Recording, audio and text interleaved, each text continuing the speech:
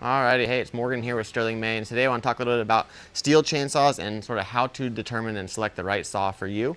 Stihl still has a wide variety of saws that are available here in the state of California. We do have gas-powered chainsaws, starting from kind of a mid-size and going all the way up to the largest 881 that is available. We also have battery-powered saws, and we still actually, for just this model year alone, have a couple of top-panel chainsaws that are available in gas power. As far as selecting the right saw for you, biggest thing is to determine, how often you're gonna be using that thing, what size wood are you gonna be using on, to determine, if you're gonna get into a smaller homeowner saw, if you wanna get into more of a farm and ranch saw, or if you need like a true professional grade saw. So if you look at the line here, we've got these smaller guys here that are these battery powered saws. Generally speaking, they're gonna have smaller bars on them with the micro rapid chain on them. So something like a 10-inch or 12-inch bar. They're great for around the house, doing light pruning, smaller size branches. Super convenient because of, you have a battery, you stick it in the saw, you pull the trigger, and away it goes. There's no worry about running, if it hasn't run in the last 6 or 8 or 10 months, getting it to start, going to the gas station, filling up your gas can, mixing your fuel and oil mixture, and actually being able to start that thing. You just stick a battery in it and go. So super convenient, nice and quiet. But there's limitations on how much you can do with that saw. So you're not really going to go out there and cut a whole bunch of cordwood and stack up multiple cords of wood for the winter time. It's more of a pruning, lighter duty type of a saw. They do have some commercial saws in that size range now that are going to be comparable to like a 20-inch professional grade saw. But again, you're limited a bit by runtime, and so depending on what the application is, will depend on if that will work for your situation. Coming over here, we have the MS250, which is currently the smallest gas-powered chainsaw that is available in the state of California. This is going to be an 18-inch bar on this one here. It's a very popular saw, for the price point. It's a $429 saw, and it's actually currently is on sale for $379, so you save $50 on that saw. This has been a kind of a staple of the Stihl lineup for quite a few years now.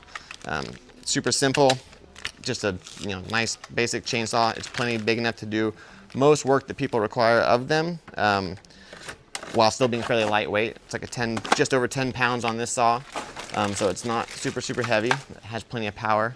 That's gonna be the smallest saw available in the state of California.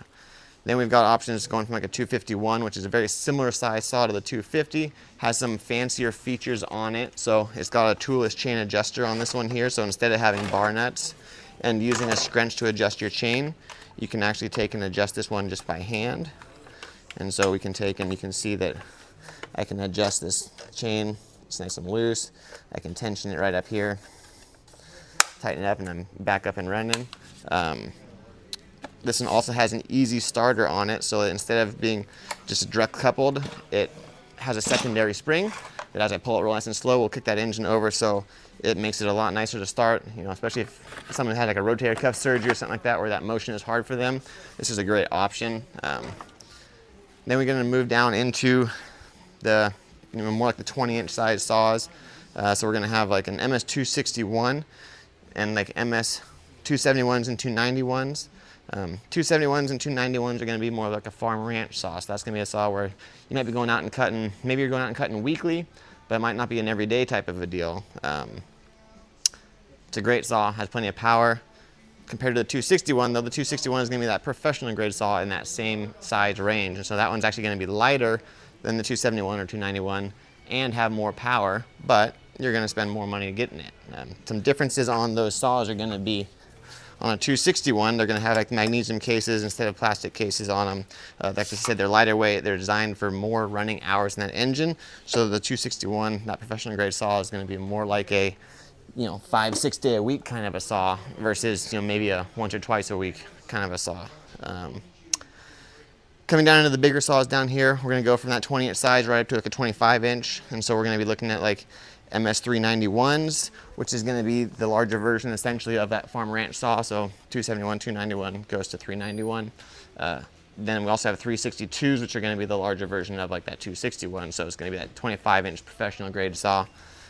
Both are great saws, but again, it just depends on what your need and how often you're going to be using that saw.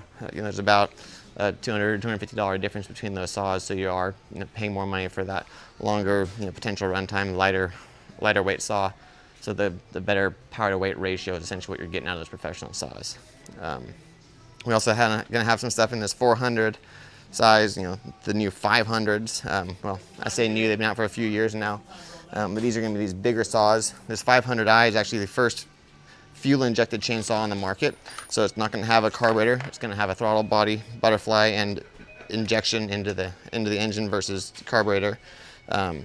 This has become very popular with a lot of forestry guys, CAL FIRE guys, fire departments, stuff like that. Super easy to start because there is none of this switch stuff here. It's literally just an off button. You prime it, you pull it, start it up, and you just kill it by off.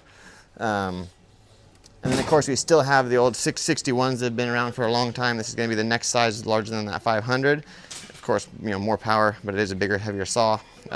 And we still do have the 881, which for years has been the biggest saw that Stihl makes. This is going to be obviously if you're doing very, very large tree work.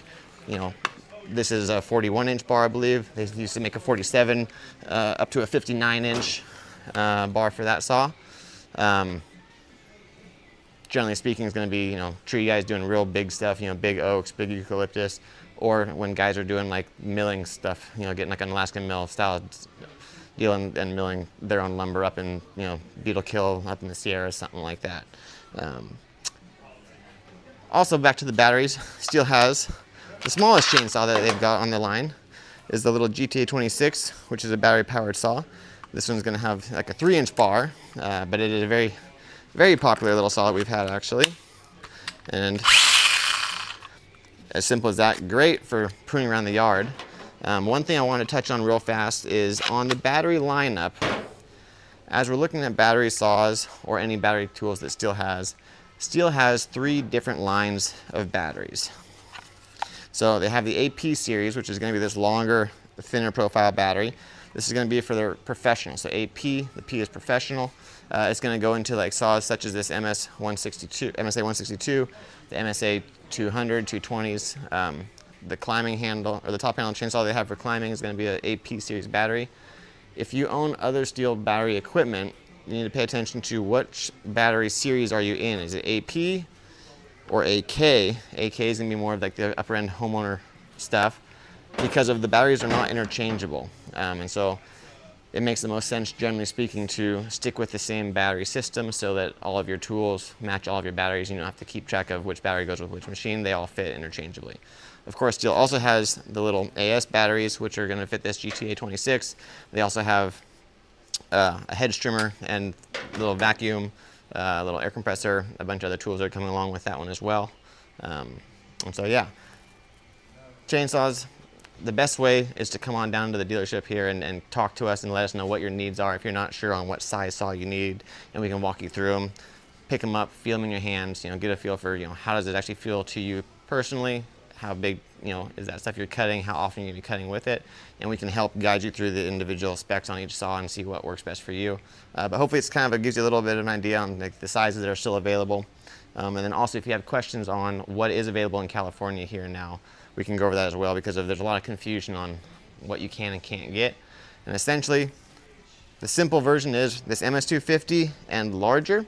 Those saws, as long as they are EPA compliant, will be available here in California for the foreseeable future. So those are not going to be going away anytime soon, but that is the smallest gas-powered chainsaw that we will have essentially going forward from this point. All right, thank you guys.